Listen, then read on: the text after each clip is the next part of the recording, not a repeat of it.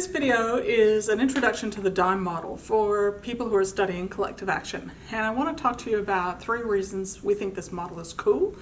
Because it helps us to study outcomes of collective action, because it helps us to study radicalization and de-radicalization, and because it helps us to study collective action tactics as changing over time. So what is collective action? In our field, we define it as actions that people take to benefit the group. We normally distinguish between conventional forms of collective action, which are those that are supported by authorities, things like petitions and rallies in Western societies now, versus radical actions that are opposed by authorities. These could be blockades and sit-ins right now in the West. Sometimes some radical actions can take the form of violence or property destruction, and other times radical action can leave the political sphere and enter realms like poetry and art. So we can think about political and collective action as a range of behaviors that are defined in the social context of the day.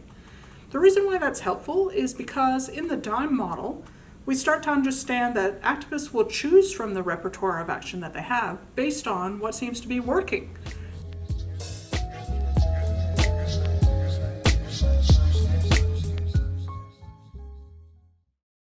The DIME model is named after the 10-cent piece in some Western currencies. In the English expressions to stop on a dime and turn on a dime, we get the idea that tactics can change and they can change really quickly. So in the DIME model of collective action, we look at how activists might be starting, almost by definition, with conventional tactics, and that as long as they keep succeeding in those tactics, they'll keep repeating the same behaviors. So if protests and rallies and petitions seem to work, then those will stay current as the activist repertoire for decades.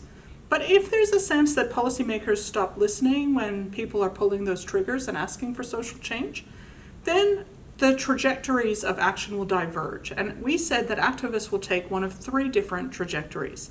One of them, the D in DIME, is disidentification, backing away from the movement, maybe even leaving and dropping out of the group. That it's natural to do that in the sense that there's many things you can do with your life, and if going to a rally isn't going to change the system, maybe you should stay home and watch Netflix instead. Another approach that you can take is moralization and energization. That's feeling a sense of greater moral conviction, doubling down on your tactics. Maybe what you tried didn't work and we've got to go in twice as hard. We've got to bring twice as many people to the next rally, get twice as many names on the petition. So that approach, we think, is more likely to be chosen by committed activists rather than dropping out. But there's a third path that we're calling innovation. And we would argue that the innovation path is both the path of radicalization and the path of de-radicalization. When conventional actions don't work, then innovation can take the form of selecting radical action. And it's really common for people that have been conventional actors for a cause to radicalize because they believe that conventional actions don't work.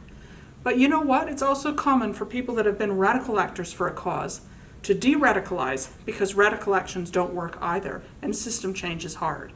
So the innovation pathway, we think, is a better way of approaching change and radicalization and de-radicalization, because it moves us away from the idea that there are radical people and radical groups towards asking the question, what are the alternatives and how have activists decided what works? So that's the DIME model of disidentification, innovation, and moralization and energization. Divergent trajectories that activists can take when they fail at an action they've tried to do.